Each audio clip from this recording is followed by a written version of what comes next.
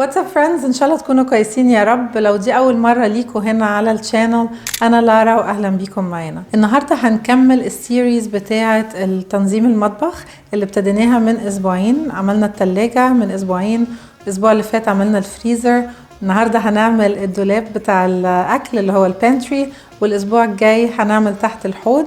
فلو عايزين تتعلموا ازاي تنظموا مطبخكم وبيتكم، ميك شور انه تعملوا سبسكرايب للشانل وتدوسوا على الجرس وتدوسوا على all عشان يوصلكوا كل الفيديوهات الجديدة لما بنزلها. انا في مطبخي عندي دولابين بحط فيهم الاكل، في واحد هنا جنب البوتاجاز وفي واحد اللي هو جنب الثلاجة. يوجلي انا بحب اخلي في الدولاب اللي هو جنب البوتاجاز الحاجات اللي بستعملها كل يوم او frequently، يعني بستعملها كذا مرة في الاسبوع.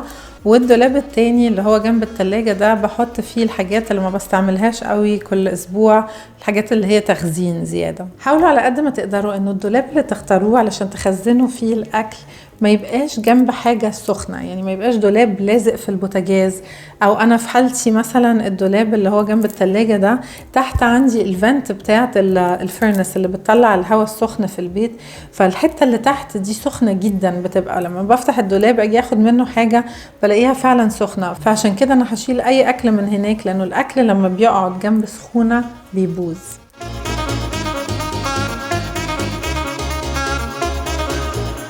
اول حاجة هنعملها ان احنا نفضي الدواليب خالص، منها علشان ننضفها ومنها علشان نريديزاين الدواليب ونعيد ترتيبهم من اول وجديد.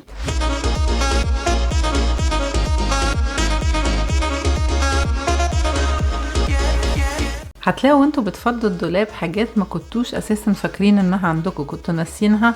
في نفس الوقت انا لقيت عندي كونتينرز فاضية جوه الدولاب مش فاكرة اساسا ايه اللي كان جواها. عشان تسهل عليكم الترتيب بعد كده بتاع الدولاب، حاولوا وانتوا بتفضوه انه تحطوا كل حاجة مع اخواتها برضو زي ما عملنا قبل كده، يعني كل المعلبات مع بعض، كل البكول مع بعض، whatever، كل حاجة مع اخواتها، عشان بعد كده يبقى it's easier نبقى عارفين ايه الحاجة اللي عندنا ونقدر انه نبقى نعملها organize بعدين. انتوا مش متخيلين بجد بعد ما هتنظموا الدواليب دي قد ايه هتحسوا براحة نفسية، وقد ايه هتكسبوا وقت وهتبقوا productive زيادة. والموضوع ده انا ما بفتيش على فكرة، الموضوع ده فيه ريسيرش حصل فعلا اثبت علميا انه لما البني ادم بيبقى حواليه كركبة كتير ده بيزود الستريس هرمون في الجسم الواحد اللي هي الكورتيزول. والستريس هرمون دي بتعمل ايه لما بتزيد؟ بتخلينا نحس اولا طبعا ان احنا ستريسد، وثانيا بنحس ان احنا عندنا اكتئاب، وبتخلينا مش عارفين نفوكس، مش عارفين نركز. بعد ما تفضوا كل الدولاب go through كل الحاجات اللي عندكم وميك شور ان هما مش expired. لو بقالكوا فترة ما عملتوش organize البانتري هتلاقوا انه في حاجات كتير expired وانتم مش واخدين بالكم، فميك شور ان كل الحاجات دي تخلصوا منها قبل ما نرجع الحاجة جوه الدولاب.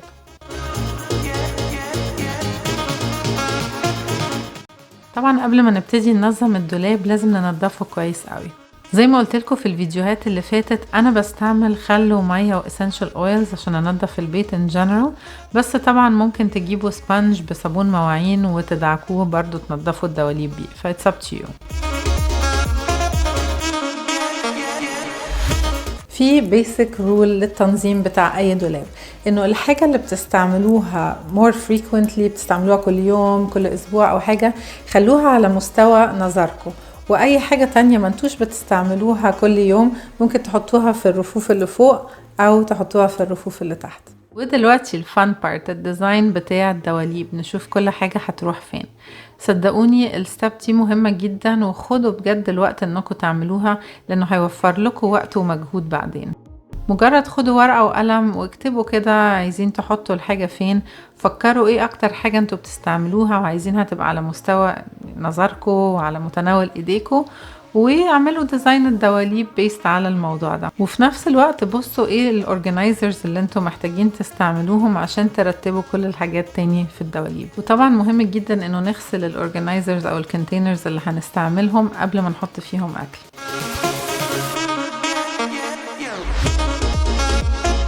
لما تستعملوا باسكتس علشان تنظموا فيها الحاجة حاولوا انها تبقى يا اما شفافة يا اما تبقى اللي هو مش كده وايرز علشان تقدروا تشوفوا الحاجة اللي جواها. لو ما عندكوش ولا ده ولا ده اتس اوكي، جست حطوا عليها بس ليبل برا او تاج علشان تعرفوا ايه الحاجة اللي جوا الباسكت دي.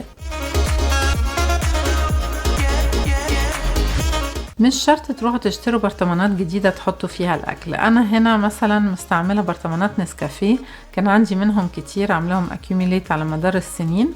مجرد تمشوها تحت مية سخنة وبفرشة تدعكوها علشان تشيلوا الليبل وبتدوب خالص وبتروح. لو عندكم اي ليبلز غلسة اللزق بتاعها ما بيروحش بسهولة، هاتوا رابينج الكحول، ده بتشتروه من اي فارماسي. مجرد هاتوا فوطة حطوا شوية عليه ودعكوا اللزق ده بيه، وبعد شوية هتلاقوا انه اللزق ده كله بيدوب.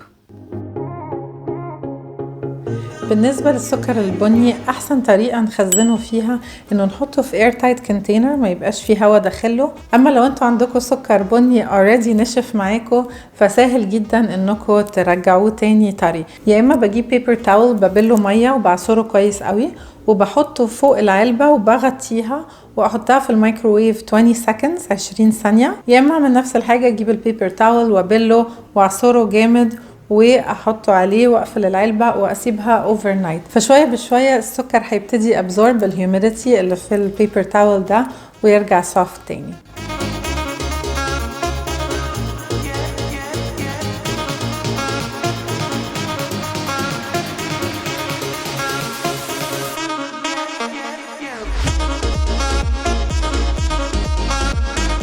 وزي ما كنت قلت لكم في الفيديو بتاع التلاجة، البانتري برضو لو عايزينه يفضل منظم لازم الحاجات الستيبل ايتمز اللي بجيبها on a regular basis اللي هو السكر الدقيق whatever اللي عندي على طول منه لازم اخصص له مكان معين ويبقى هو ده مكانه. يبقى ما ينفعش مش هحط اي حاجة تانية في المكان ده غير البرودكت ده.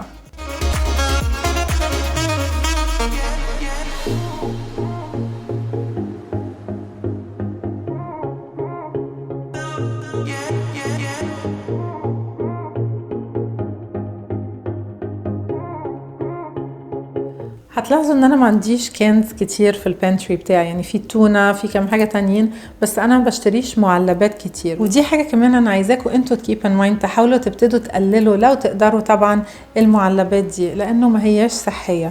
اولا بيبقى فيها ملح كتير جدا، ثانيا بيبقى فيها مواد حافظة كتير مش كويسة لينا، ثالثا بيبقى فيها مادة كيميكال اسمها BPA بتتحط علشان اللايننج بتاع الكانز دي وحشة جدا للصحة، لانه اولا بتغير الهرمونز اللي في الجسم، وتاني حاجة ممكن بتزود الريسك بتاع الكانسر. فحاولوا على قد ما تقدروا انه تقللوا من المعلبات اللي عندكم.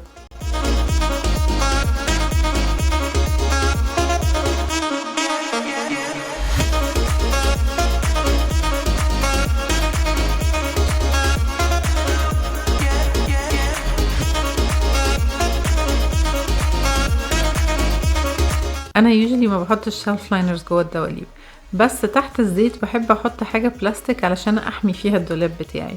فانا هنا جبت السينك مات دي اللي هي يوجولي بتتحط جوه الحوض، جبتها علشان شكلها حلو وعلشان حجمها is perfect للسبيس بتاعي، فهي دي اللي هستعملها وهحط فوقيها الزيت.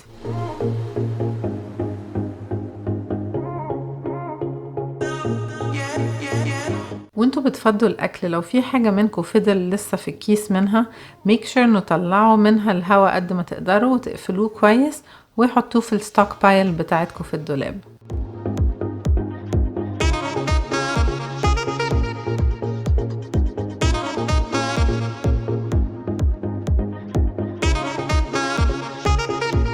الليزي سوزنز دول اللي هم الصواني اللي بتلف، اولا هم بيستعملوا لما بيبقى عندي دولاب غويط او حاجة وصعب اني اوصل للحاجات اللي ورا، وثانيا بحط عليها اي حاجة مدورة، لانه لما احط عليها اي حاجة سكوير علبة مثلا او بتاع هتقتل مكان كبير قوي، فهي دي معمولة عشان تنظم اي علب مدورة.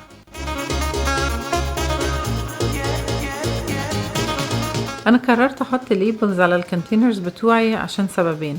اول سبب علشان لو في حاجات بتشبه بعض فابقى عارفة ايه اللي جوه، وتاني حاجة علشان لو في حاجة منهم فضيت اقدر ابقى عارفة ايه اللي كان جواها واقدر املاه تاني.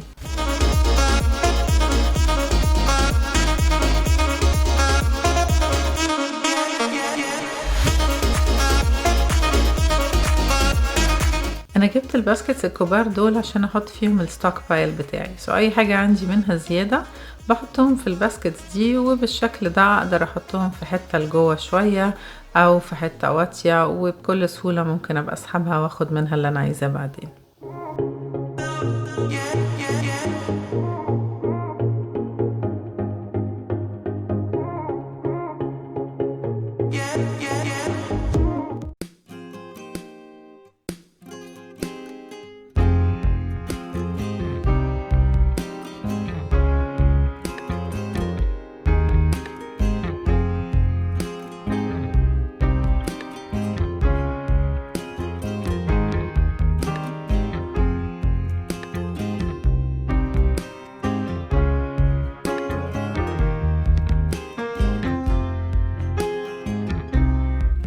I hope يكون الفيديو بتاع النهاردة عجبكم وحمسكم كده انه تروحوا وتنظموا البانتري بتاعكم.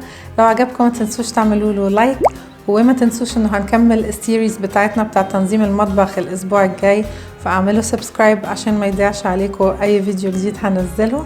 شكرا جدا لمشاهدتكم النهاردة، وهشوفكم الاسبوع الجاي ان شاء الله. باي باي.